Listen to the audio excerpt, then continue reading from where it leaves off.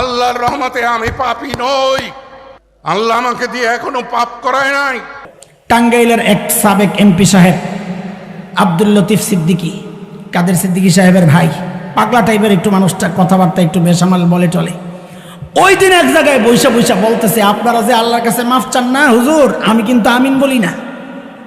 কি বলে না? কি বলে না? কেন কেন হজরতে ব্যাখ্যা দিচ্ছেন, ওয়াজ ব্যাখ্যা কি? আপনারা তো আল্লাহর কাছে মাফ চাইতেছেন, অপরাধ করছেন, মাফ চাইছেন। আমি জীবনে কোনোদিন গুনাহ করি নাই, দাড়ি কিন্তু নাই। বুঝেন কথা? কি বুঝাইতেছি? সে যে গুনাহ করছে সেই খবরও তার নাই, কারণ সে এটা যে গুনাই মনে করতেছে না। এটা যে গুনাহ মনে করে সেটা বলতো না আমি কোনোদিন গুনাহ করি না, এই জন্য আল্লাহর কাছে গুনার জন্য মাফ চাই না।